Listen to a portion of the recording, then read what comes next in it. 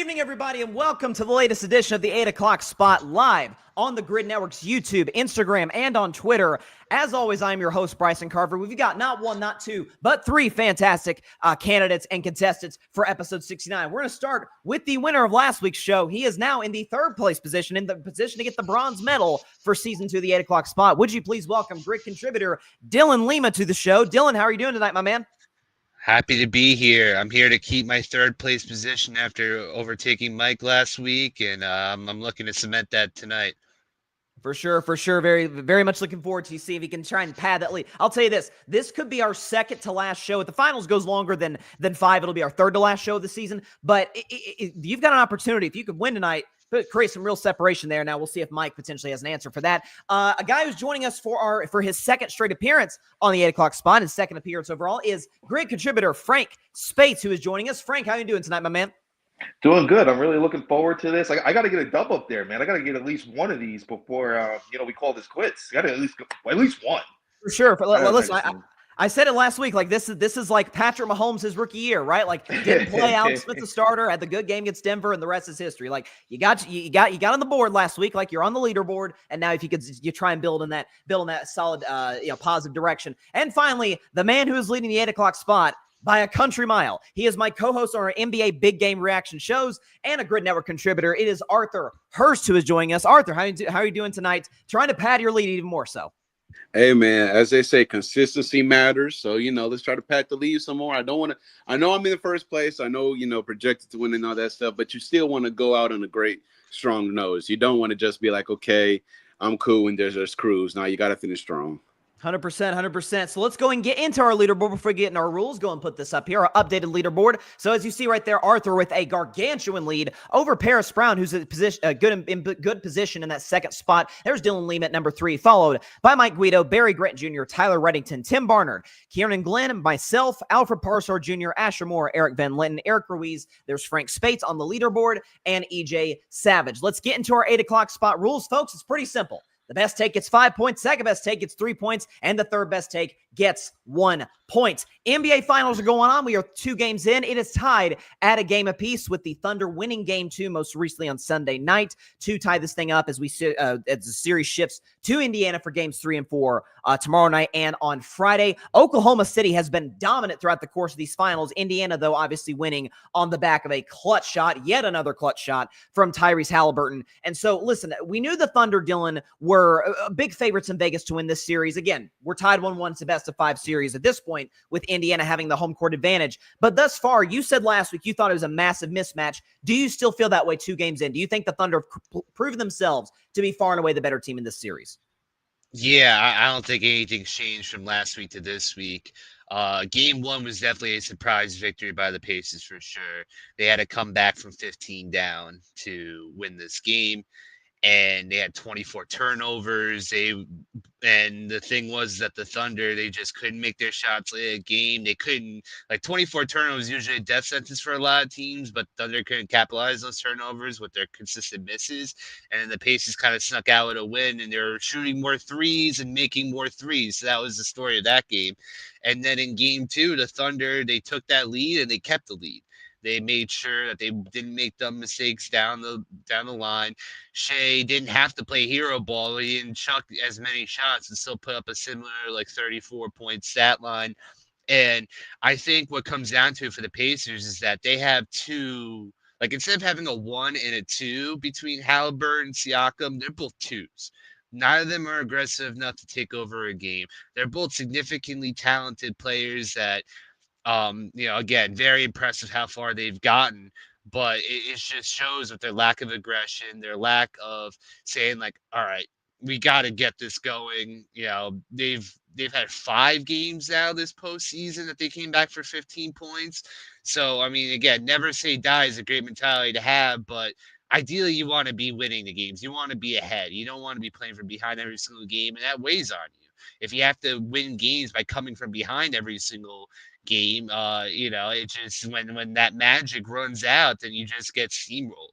And I'm just looking at this Thunder team with how Shea's been playing, and he's someone that when you look at him, he wants to take over on both sides of the ball, whether it's scoring, whether it's playing lockdown defense, and everybody falls in line with them.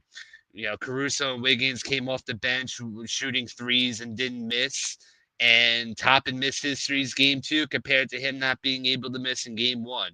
So I think a lot more has to go right for the Pacers as far as shooting more threes and making them and not turning over the ball to even have a chance in this. Because if they're going to just keep on running back the same style over and over again, the Thunder, they should clear the series 5-6 games. So, yeah, nothing's changed.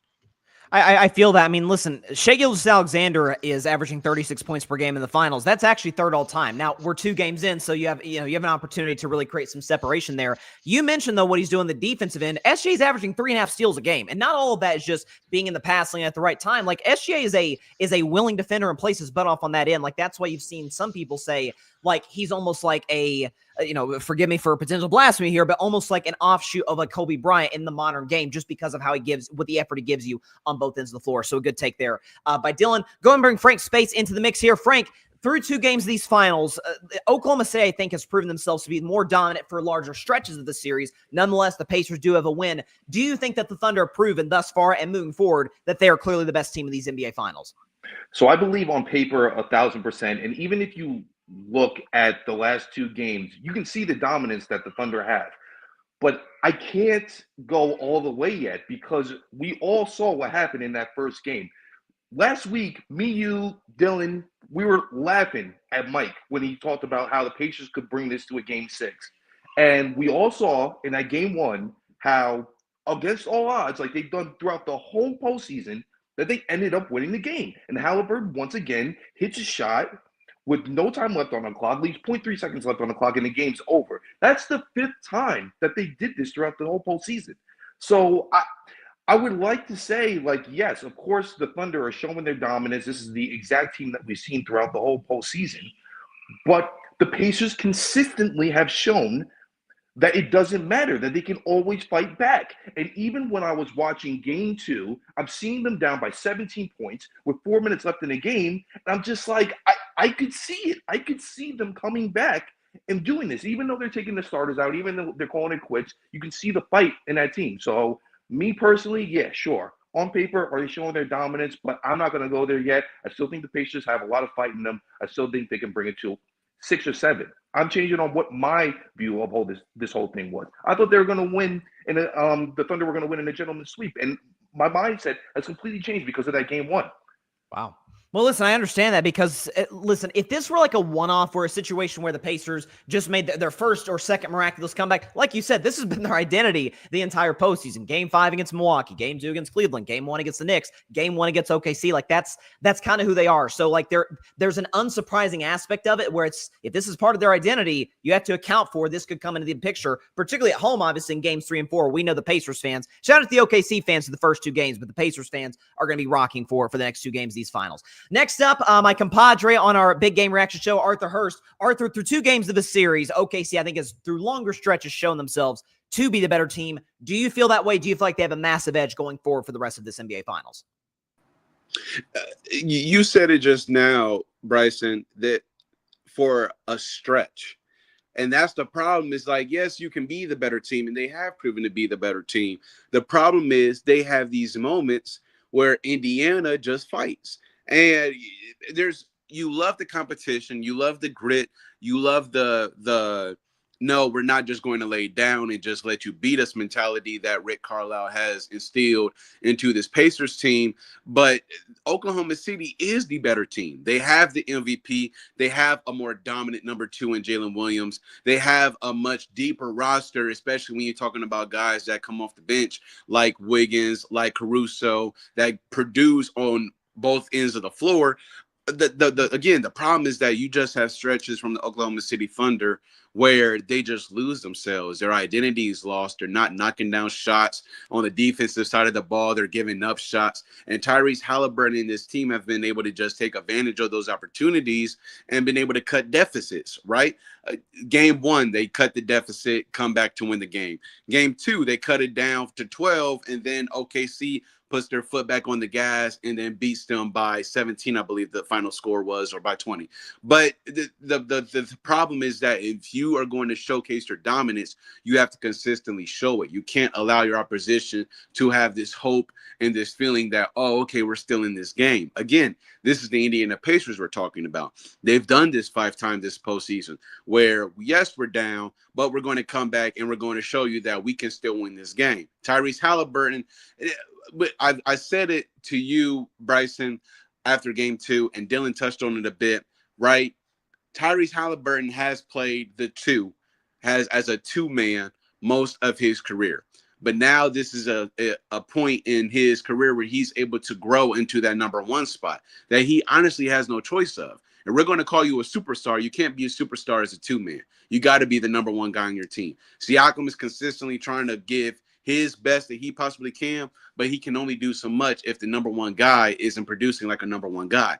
That's why I say, like, he's a superstar, but that scoring aspect is going to have to go up because that's the part where you're going to have to dominate a lot more. You talk about Chris Paul, Bryson, a whole lot, but Chris Paul knew when he had to turn his scoring up a notch and be a whole lot difference maker as a scoring guard, not just as an overall point guard. So the Oklahoma City Thunder, in my opinion, are definitely the better team. They just have stretches where they let the Indiana Pacers be the Indiana Pacers, but the Oklahoma City Thunder have to consistently, be the better team in this series.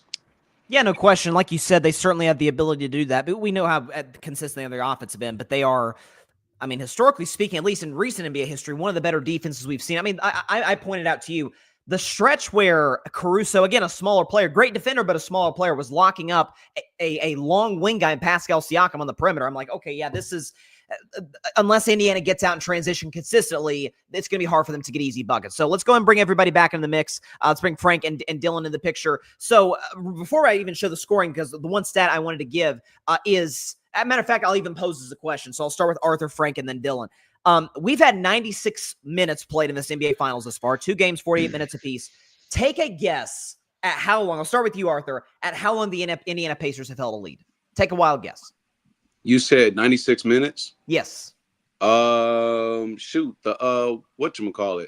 I would say the last second of that Indiana of game 1. Not quite. Not quite. It's a little bit higher. You're a little bit just higher. A little bit higher. Shoot, I'll say like 3 minutes, 4 minutes at most. Okay, what about you, Frank? Yeah, I was going to say a minute because the only time I could think of the Pacers even being above them is when Tyrese Halliburton shot that shot and at the end of the game, in the first game. Dylan? Yeah, I'm gonna say 30 seconds because I think they took that lead. They may have taken a slight lead at the end of that fourth quarter before, when they were going back and forth and then had the game winner. So I would say 30 seconds. A minute 53 seconds. OKC's led for 91 minutes, 20 seconds. I think that tells you all you need to know over the course of the series, so I tend to agree. I'm going to give Frank the best take. Again, I do like that you factor in the Indiana factor where you can't count them out because of what they've been all postseason long, so I'll give Frank the best take, followed by Arthur Hurst at 3 points and Dylan Lima at 1 point. We are just getting started in the 8 o'clock spot. Be sure to chime into the comment section. Let us know what you think about what we're talking about, and we'll get to what you have to say. Okay, my 3 panelists here. I want you to brace yourselves. Hang on for dear life because I'm about to show you a terrifying photo. Ready? Here you go. Yeah! Yeah. We love that. Yeah. We love it. It's bad. So as you can tell, those that are listening to the show, I just showed a picture of Aaron Rodgers signing his contract that the Steelers posted on Saturday on their social media. It was a sight for sore eye. It was brutal to watch. I must admit. Listen, it was not great for me as a Steelers fan. 1 year, $13.85 million contract, most of it incentive based. So it's not a cap issue for Pittsburgh. It's not a situation like that where it could actually hurt them financially. It could hurt them or hinder their growth as it pertains to, and we were talking about this, Frank, before the show, potentially, I don't know, bottoming out briefly and putting yourself in position by, 2027, 2028, to where you could actually have a legit shot in the AFC. Instead, the Steelers seem content with mediocrity. So that is what it is. I'm a Steelers fan. I'm a disgruntled. That is what it is. I will ask you first, though. Mike Tomlin, Aaron Rodgers, the pairing up. What would you consider a successful season? If you were in my spot as a Steelers fan and this outcome that you're about to present happened, you would say, you know what? That's a successful season. What would that be for you, Frank? It has to be Super Bowl or bust. It has to be. There's no other reason that they brought him in. If they thought that, you know what, we're going to do this slow little thing where we're going to gradually make our team a little better, then maybe they should have drafted a quarterback in the first or second round. But of course they didn't do that. They drafted a quarterback in the sixth round. This has been rumored forever that this was going to be a thing. The only reason that they bring Aaron Rodgers into that Steelers camp is to win a Super Bowl. We talked about this before the show even came on. It's been 6 consecutive years that they have went to the playoffs and they lost. It's been 18 consecutive years that they've been over 500. You know, I like to compare a lot of you're a Steeler fan, and I compare them a lot to the Yankees, where it's held to a higher standard. The Steelers are the Yankees of the NFL. It is a completely different standard with the Yankees. Completely different standard. It is all about winning, and people are really annoyed and are getting pissed off because consistently they've been just good enough to lose. That's all they've been. They haven't consistently had a quarterback since Ben Roethlisberger has left. The last time they won was in 2017 when they versed a Patrick Mahomes Chiefs team. So it's getting to the point where people are getting annoyed with the ownership. They're getting annoyed with Mike Tomlin. A lot of teams would be happy if their team was consistently to the point where they're just over 500, they're getting 500, they're going to the playoffs, but this is not what the Steelers want. So they're bringing in Aaron Rodgers, granted 41-year-old, he's going to be 42 in December, but they're bringing him in order to win the Super Bowl. No question, absolutely. Wow. So we're talking 6 straight playoff losses to, hey, you got to, you would even say AFC Championship game, it's a failure? That's what they brought him in for, right? Okay. They didn't bring him in for an AFC Championship game. They brought him in to win a Super Bowl. Fair enough. Frank Speights, solid take there. Bring Arthur in. Arthur's a Ravens fan. I'll admit, and I'll say this so that Arthur doesn't beat me to it. His teams have owned my teams over the last 6 months. Ohio State clobbered my balls in the college football playoff. Baltimore is the class of the AFC North. So you can gloat. Feel free to do whatever you got to do, but I'll just ask you the question on the front end. What would be a reasonable, not just expectation, but what you consider a good season, a successful season for the Pittsburgh Steelers now that Aaron Rodgers is unfortunately our quarterback? This is what happens when great players go to teams. You have this delusion that Frank is talking about of championship or bust. When was the last time Aaron Rodgers showed us that he's a championship or bust quarterback? In my opinion, it hasn't been since he left Green Bay when he had Devontae Adams, who was considered one of, if not the best wide receiver in the National Football League. Dog, how about this, right? How about we give Mike Tomlin and the Pittsburgh Steelers a realistic expectation, which is get out of the first round of the playoffs. And then we can talk about if they're a championship or the bust. Why are we talking about championship or bust? Again, with a quarterback that hasn't proven that he's a championship or bust caliber quarterback in a while, and a team that, frankly, hasn't proven that they're a championship or bust team. Mike Tomlin, hate to say it because he's one of my favorite coaches in the league, hasn't proven that he's a championship or bust coach in a while. So, no, man, it's not championship or bust. Again, I get it. It's Aaron Rodgers, one of the all-time greats, easily top 5 quarterbacks of all time. You can have that argument. But to say it's championship or bust, and there is nothing that is championship or bust about this team at all, I'm sorry, man. That's unrealistic. That's unfair to Aaron Rodgers. That's unfair to Mike Tomlin. That's unfair to the Pittsburgh Steelers as an organization, the fan base as a whole. You cannot put that unrealistic expectation out of them when you haven't been able to get out of the first round, and I don't know how long. Okay? Like, just stop with it. Be realistic. Tone down the expectations. I get it, though. I get it. But no, man, get out the first round first, and then we can have a conversation about the Super Bowl. But we can't because my Baltimore Ravens exist. So, you know. No, we're aware of that. You guys are the best quarterback in the division with respect to Burrow, the best roster. At this point, I'm just going to go and say it, the best coach in the division, too. Like, listen, that is what it is. Arthur Hurst is going to – he's going to have a lot of victories over me this football season. Let's put it that way. Bring in Dylan and finally get his perspective on this. Dylan, reasonable expectations, what would you say would be a successful season for Aaron Rodgers and the Pittsburgh Steelers in 2025? Yeah, I'm with Arthur. They need to win at least one playoff game. I understand the concept of Rodgers on a 1-year deal. We give all the solace to Rodgers being one of the elite quarterbacks in the NFL. I mean, granted, that's like a 10-year-old take at this point, because at this point Rodgers has not been a truly elite since he's left Green Bay, and even his last few years of Green Bay, he all he was a conference championship, and that was it. And when we're going to take an honest look at the Steelers, it is very evident that Mike Tomlin is throwing a Hail Mary and betting it all on Rodgers, because, having this losing in the playoffs every year, always kind of being stuck in the middle where you're not good enough to compete, you're not bad enough to get a high pick and get a future quarterback. I was kind of in the philosophy where, like, if they drafted Shedeur Sanders in the first round, Tomlin could have bought himself some time, teach up Shedeur Sanders to be a potential franchise quarterback for the Steelers, and then maybe we could revisit 2-3 years from now with a better roster. You're telling me Jalen Warren and Pat Fryermuth surrounding DK Metcalf is going to really be a terrifying offense? No. You're telling me Robert Woods and Calvin Austin are gonna be crucial playmakers? This just has DK Metcalf friggin' all over him just being the top guy. And then even on the defense, it's like you still have some hard players in Hayward and Watt. We could talk about Patrick Queen. We could talk about Minka Fitzpatrick. All fine and good players. And then let's not forget, not only do you have the Ravens, but I still think the Bengals have the potential to be a very solid team. They locked down T. Higgins, and now, I mean, again, Chase and Higgins is just all the best 1-2 punch you could ask for. Chase Brown's a solid running back. O-line's a little but like Burrow's used to being put on his ass anyways. And then again, the Bengals defense has been solid. So it's like they're going to have to survive their division first, let alone make a playoff run. But I think everybody just expects, if you can win a playoff game and Rodgers shows some promise, maybe you could bring back Rodgers for another year or two and see if maybe you could build something up. But at this very moment, I just can't see the Steelers team being anything.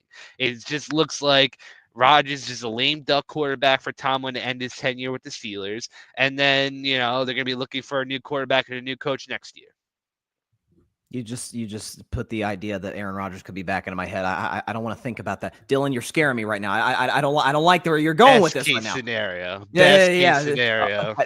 Listen, I want the worst case scenario, Dylan. I want to get as high of a draft pick as possible. Now that Aaron is there, it does appear to be the case. Let's bring everybody back in the mix. Let me look quickly before we get to the scoring, because it is fascinating where it ended up landing. I don't think this gets talked enough about. I feel like the turning point. I don't think the Steelers really value the quarterback position that much, because to me, the prime example is 2019. I won't be long-winded on this, but the Steelers started 0-2 in that second game, a loss to Seattle. Big Ben blew out his elbow, done for the year. He had already dealt with injuries. He was an aging player, and the Steelers could have looked at that and said, we're 0-2, our quarterback's gone, we're going to throw the towel in, Tomlin's got job security. But no, they decided, hey, we're going to try and pursue the non-losing season streak thing, which, hey, you had Duck Hodges and went 8-8. You traded a first-round pick midseason for Minka Fitzpatrick, a first-round pick for an upcoming draft that had Burrow, Tua, Herbert, Love, and Hurts. Missed out on all of them, and he ended up drafting Kenny Pickett in 2022. I don't think they value the quarterback position the way it should be valued. Let's get into the scoring here. Dylan, I thought you had the best take. I'm going to give you 5 points, which will get you to 6, which was tied with Arthur Hurst with the second best take at 6. Frank Speights, 1 point. We're dead even as we go into our final round here. So, or at least not our final round. We got 2 more rounds with everybody involved. Got the comments up in here. Oh man, Barry is just trolling me. What's new? Ron. Yeah. Discount double check. The Rodgers wave is here. 28 touchdowns, 11 picks. Oh, so you're a stat watcher. Penciled in. Nothing makes me more happy than seeing Bryson miserable. The football gods are kind. Listen, Barry's not the type of guy, given his disdain for Dak Prescott, I thought, who was just like, I'm just going to look at the box score and the stats, and that's who he is as a player. But I guess I've been fooled once before by Barry. So there we go. Transition back to the NBA. We're going to talk about a former all-time great player, now a coach for the Dallas Mavericks. We're talking about Jason Kidd, who, according to multiple reports, Brian Windhorst was one of the first guys on this, that Kidd might be interested in taking the New York Knicks job. Obviously, New York fired Tom Thibodeau last week. We talked about that on the show. This is a really fascinating situation where, okay, Dallas has the first pick. They're going to get Cooper Flagg, but there's the uncertainty of, I don't know, do you trust the front office that traded Luka Doncic for an aging big who gets hurt a lot?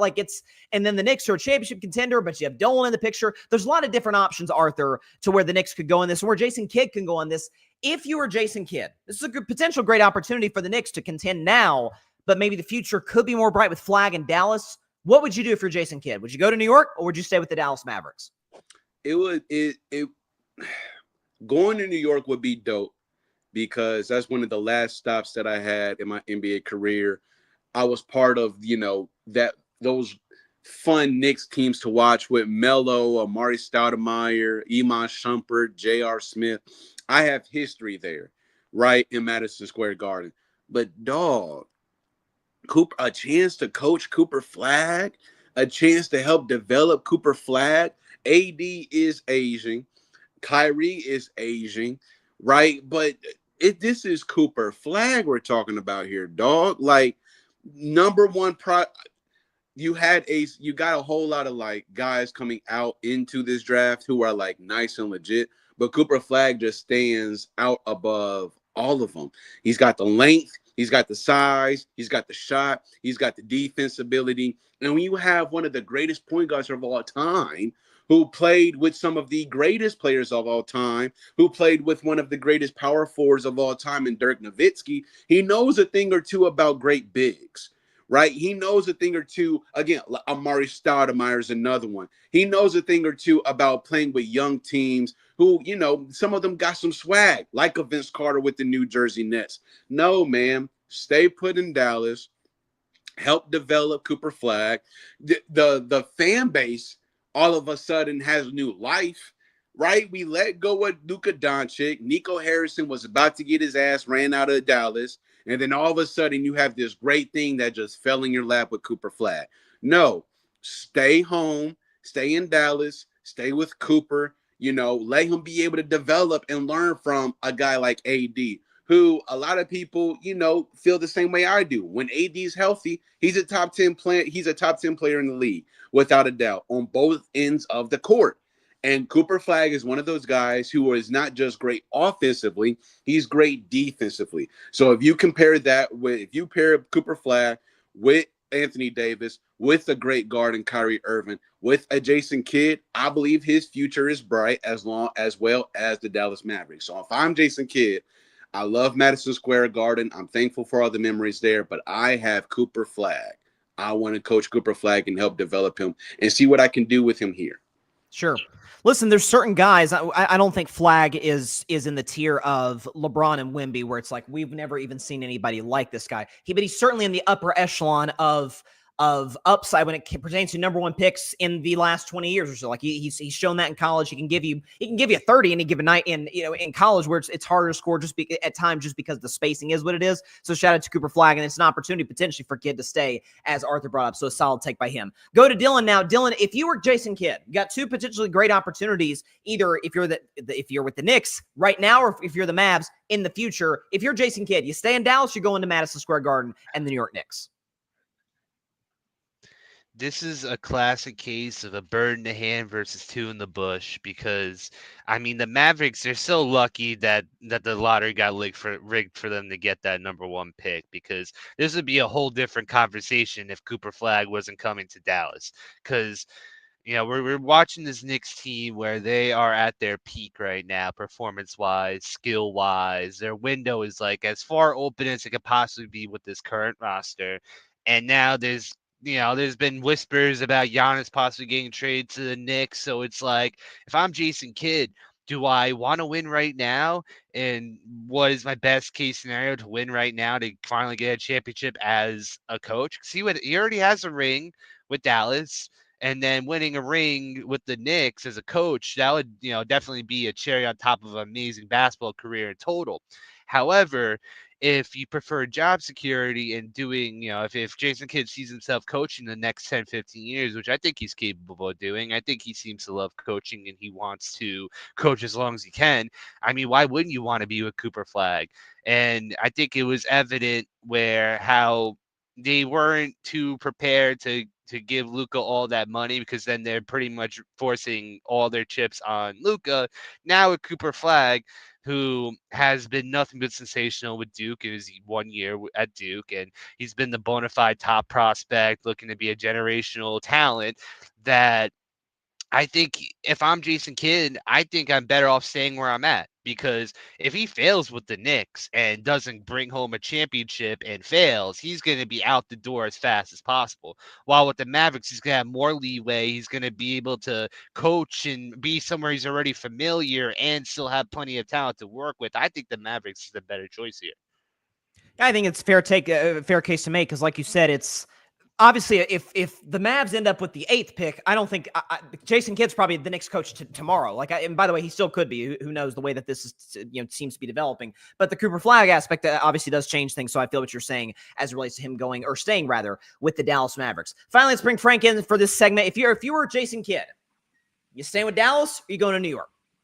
So this is like a perfect case of picking your poison. Jason Kidd's really in a hard spot because I actually agree with Arthur and Dylan that with that pick of Cooper Flag, I mean, like you guys said, Cooper Flag he's one of the best prospects that we've ever seen in a very long time. The problem is we just saw the Mavs trade away one of the greatest talents that we've seen in NBA history, and Luka Doncic. And the fact that ownership would trade away a 25-year-old superstar for a big guy that gets hurt all the time, it would worry the hell out of me as a coach. So now I'm stuck between thinking, all right, am I going to stay with this team that trades away 25-year-old superstars, or am I going to go to a franchise that is owned by a complete man-child? The difference is with the man-child is that they were just in the Eastern Conference Finals. And once again, it's in the East. It's not in the West. The West has plenty of young superstars that eventually, if we're saying that the Mavs are going to stay and they're going to keep Cooper Flag, that they're going to have to run up against. I'm sorry, not Luka Doncic. Nikola Jokic is still the best player in the league, and they're going to have to go through him. Anthony Edwards is on his way to the top. The Thunder are destroying people. We were just talking about it. And Shea is 27. So we got a couple years before it gets to the point where we're saying, okay, the Mavs are at this point where they're going to be the best. If we look at the East, that's not the case at all. The East is extremely weak compared to the West. There's really only a couple teams that you really have to worry about.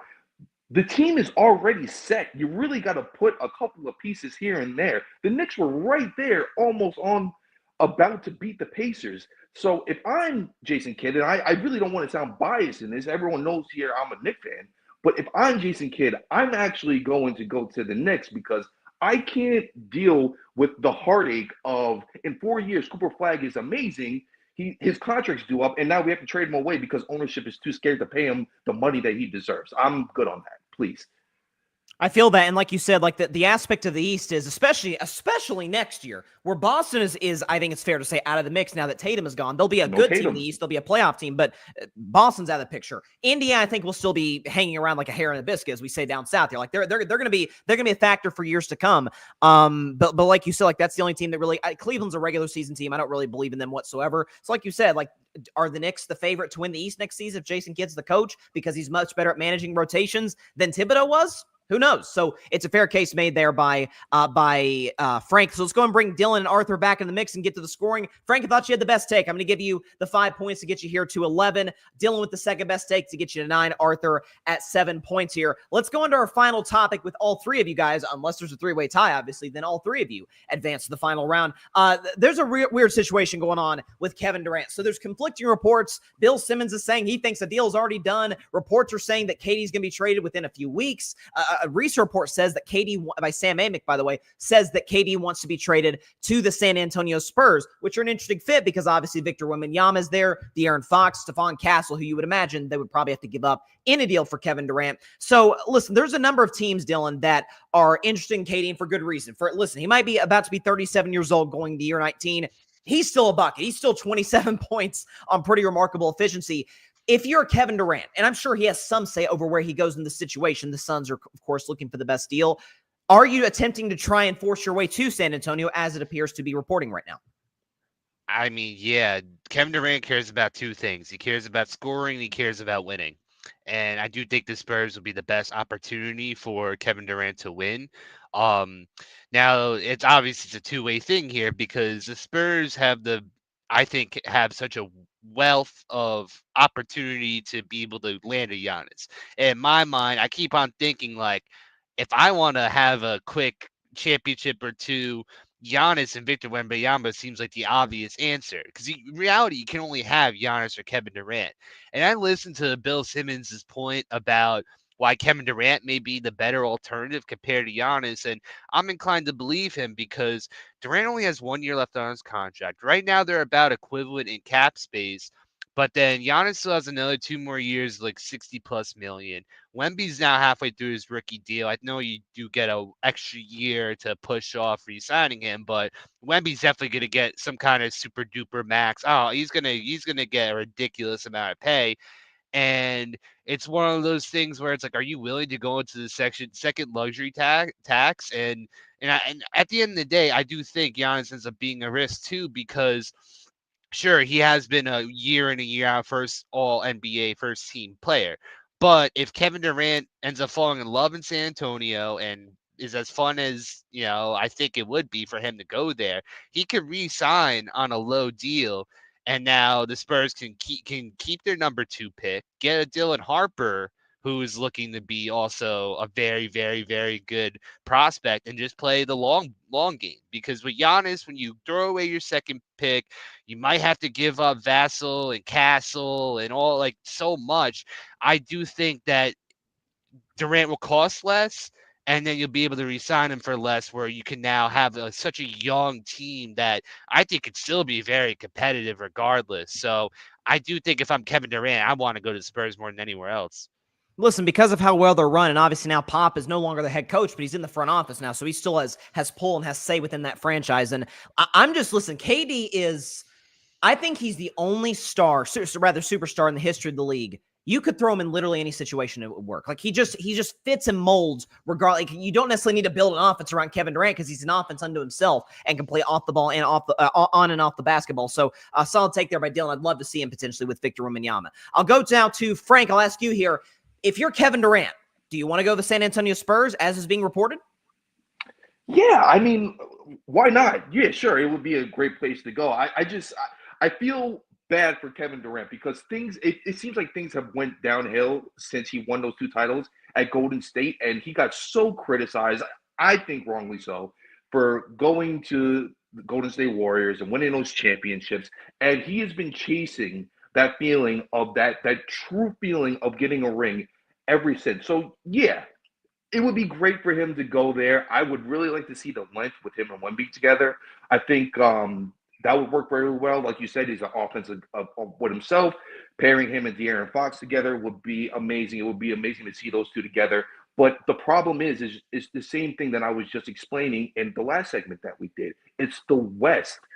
And the West is brutal. So just to see them all paired up together and seeing them trying to get through the Thunder, I just don't see how that's going to work out. At the end of the day, he wants to do this stuff because he wants to get another ring.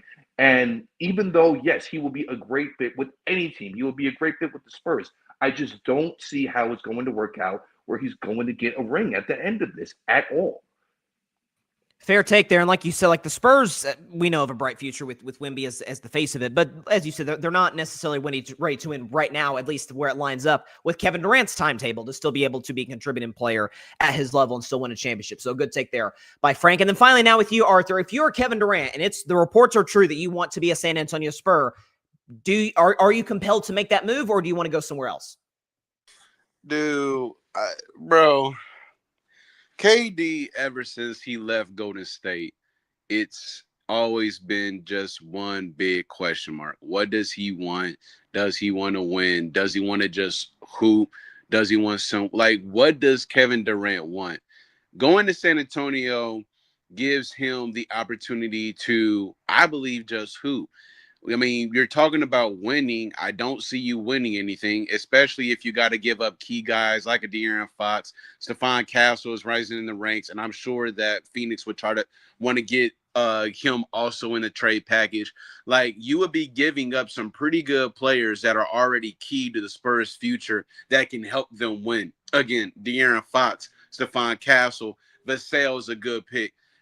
Like, Wembanyama has what he needs around him. He just needs to stay healthy. Yes, Coach Popovich is not the coach anymore, but he's still there in San Antonio. You're going to be with Tim Duncan. You're going to be with other Spurs great big, like a David Robinson. You know Tony Parker is going to have some influence. You know Manu Ginobili is going to have some influence. There's no reason for, KD to try to go there. Again, I don't think they're going to win. And I don't think San Antonio should be stuck on the name. You're going to mess up a good thing, in my opinion, with the young pieces that you have and the potential bright future that they seem to share. They just need to stay healthy. They stay healthy. The San Antonio Spurs are going to be just fine in the midst of having to go up against teams like the Oklahoma City Thunder, the Minnesota Timberwolves. Hopefully the Memphis Grizzlies bounce back, the Houston Rockets as well. But no, Kevin Durant needs to go somewhere where he can feel good in himself enough to where he can just hoop. The expectation isn't on him to win, right? I don't think I think he just wants to hoop, dog. I think at this point, winning, I could care less. My career is what it is. I am who I am. Real hoopers, real ball knowers who I am and what I mean to this game. My peers know what I mean to this game. I could care less about the rest of this. I want to go hoop. And he also has an opportunity, if he does go there, to really teach Wembanyama. Kevin Durant's one of the best scoring, if not the best scoring at his size and his build. Wembanyama has similar traits. He loves to be from the outside. He doesn't have a mid-range game. He doesn't have a post game. He can learn the type of things from Kevin Durant. But I think Kevin Durant going there will mess up the San Antonio Spurs' future. You already went through those years of below mediocrity. Now you have Victor Wembanyama, who is a great competitor and wants to win at the highest level. I think you make an interesting point that it would almost be beneficial for KD and it would almost hurt the Spurs in terms of, like you said, what they have going with some of the young assets they have. Maybe that they could turn it, as Dylan sort of alluded to, maybe they could turn it into a Giannis Antetokounmpo as opposed to what's really a 1.5 year of the last of what we've seen from Kevin Durant as it pertains to the greatness that he's shown over the course of his career. Let's bring everybody back in the mix. Frank, good news, my man. 3 points will send you to the final round, my man. You are advancing to the finals. 14 points, which leads all scores thus far through 4 rounds, and you will meet Arthur Hurst, our current points leader, who's got 12 points. Dylan's, sorry, my man, not quite to the level points-wise of an Arthur Hurst, but you did, again, pad your lead to a degree to where Mike Guido. Mike's going to have to come back. Next week could be our last show. He's going to have to come back and put together a legendary performance. So solid performance from Dylan. We'll bring him back in once we are done with the final 2. It is Arthur versus Frank to decide the final round of this 8 o'clock spot game. Best take gets 10 points, folks. That is the rules for our final round. Best take gets 10 points, and you win the contest as we see it today. So, really sort of divisive situation going on in the NBA with the NBA All-Star Game. So, Adam Silver announced on Breakfast Ball, which is Sports Show on FS1 last week, that they're going to change the All-Star Game format once again. This time it's going to be Team USA versus Team World. There's been a lot of controversy the last few years about, the All-Star Game isn't quite what it used to be. Listen, before I let you on, let you give your take here, Frank, I got to say, I'm in the ultra minority that believes this. The All-Star Game does not affect how I view the NBA positively or negatively. Either way, with that being said, your take on this. Do you think this format maybe does make it more intriguing than previous formats have? No, I agree with you. And I think it's been pretty stupid that for years people have been pretty upset about the way that the All-Star Game has been going. I've been saying forever that, this thing is dead. It's 6 feet under. I mean, if anything, if it's not dead, then there's 1 foot in the grave and there's another on a banana peel. Like it's over. It's done. It's not what it used to be. It's fine. People are more focused on winning later on when it comes to the playoffs and stuff like that. It doesn't, I'm just like you, it doesn't affect me at all on the way that these guys play during this game. It means nothing to me. It's not the thing that we talk about. It's not the thing that means anything. No one cares that you're the person that's going to be the MVP of the All-Star Game. I know it has some type of significance when you see people like Jordan, and of course, I remember like Kobe's last All-Star Game, and that was really cool to see. But this is irrelevant. It's an exhibition game. And if you ask me, they should just axe it. They should be done with it.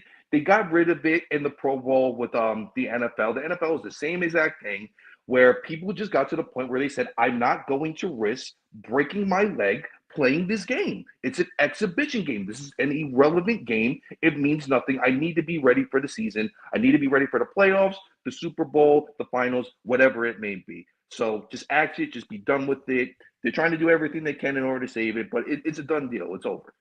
So it is, this thing is, it's a matter of if not when in your mind for when they could potentially cancel this thing. Like you said, I mean, I actually did a segment on my show about this last week that, they axed the Pro Bowl and nobody was losing their minds saying it's hurts Patrick Mahomes and Myles Garrett's legacy and it will affect their standing amongst the greats. Exactly. So I think it's a solid take there by Frank. I'll bring Arthur in the mix. Arthur, are you kind of with Frank in that the NBA All-Star game's dead already, or do you think that this Team USA versus Team World format can maybe save it and bring some intrigue? We literally just had wasn't this conversation, but it's a conversation that's being had for a while. Sports isn't what they used to be anymore, right? The lore, the aura, the I care is not there anymore. Man, I couldn't wait till that Saturday night for the dunk contest. 3-point contest is cute. Skills contest is cute. I want to see what that dunk contest is like. And I couldn't wait till that Sunday to see some of my favorite players in that All-Star game. But I grew up with D. Wade. I grew up with Bron. I grew up with Kobe. I grew up with Melo. I grew up with Kevin Garnett, Pierce, Rondo, Chris Paul, Blake Griffin. You name it. I grew up with absolute legends in the game, but it was also at a time where they cared. The players cared. The fans cared as well.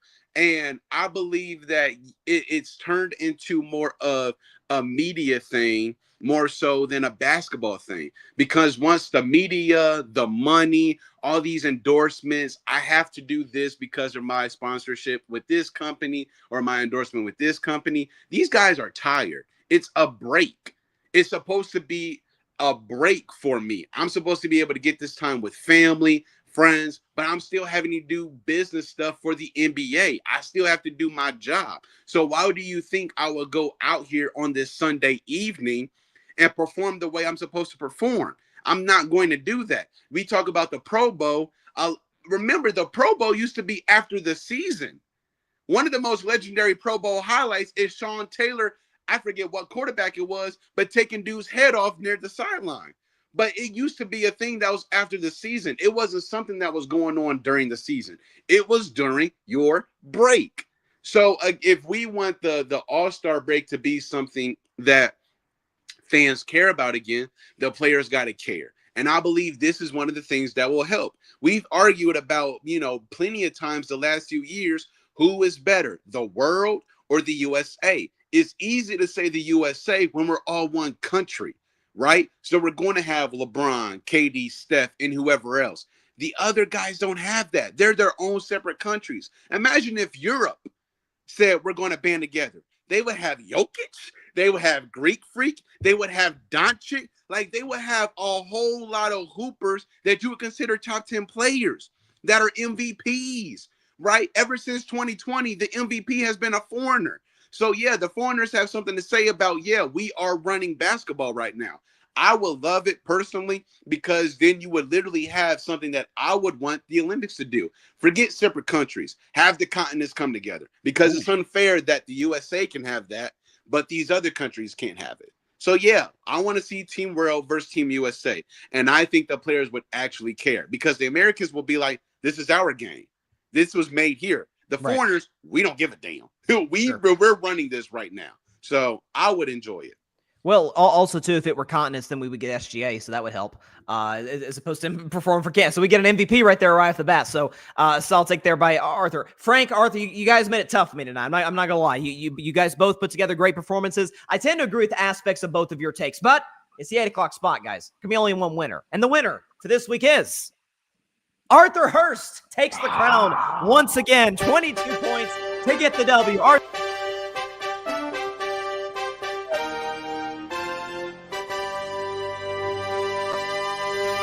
Another W, Arthur. How are you feeling?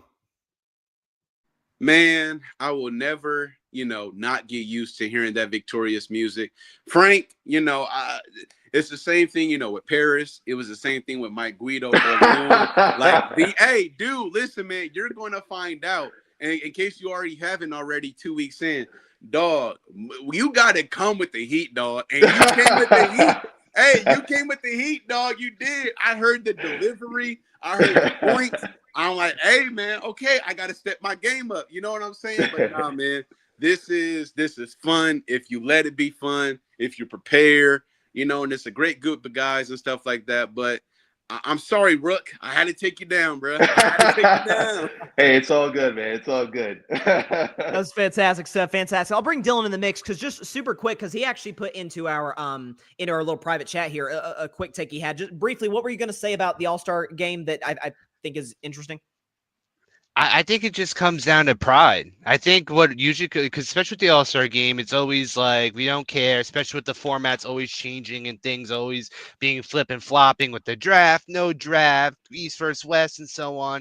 But if you're going to make these dudes that usually don't care, you got to put pride on the line, because like how Arthur was saying, USA, this is our sport, this is our league, we don't let anyone mess with that. And then again, when you have the rest of the world with how many top 10, top 15 players, I think that could be fireworks, just in the sense of just like, you know, you don't know what's going to be the outcome of that between the two. So I think in order to make them care, pride and ego is definitely the quickest and best way to be able to make them care. I will say, as an American, man, I'm a little nervous for that first game. So you have a potential starting five. Me too. Okay. Me too. Okay. SGA, Luka, Giannis, Wemby, Jokic. Insane. That ain't great for us. Against an aging LeBron, an aging Steph, an aging Kevin Durant, an aging Kawhi Leonard, because you have no choice but to put those guys out there. You have to put those guys out there. You got no choice but to. They need to start things off. And oh no, not ideal. By the way, Embiid might be coming off the bench. Like that's the bigs those guys can bring out there will be a real problem potentially for Team USA. Dylan, solid take there. Shout out to Frank for again baby steps. Right, you got on the board last week, got to the finals this week. Back-to-back great performance to start your 8 o'clock spot career. But the king himself, Arthur Hurst, once again. His Buckeyes dominated my Vols. His Ravens are going to dominate my Steelers, and he continues to dominate the 8 o'clock spot scoreboard. Shout out to everybody for tuning in. Thanks for chiming in the comment section. Be sure to catch 8 o'clock spot next Tuesday at 8 p.m. Eastern, 5 p.m. Pacific time. Same place as usual. YouTube, Instagram, Twitter. We hope to see you then. Everybody stay safe. Enjoy the finals. Enjoy your days and your weeks. God bless y'all. Peace out.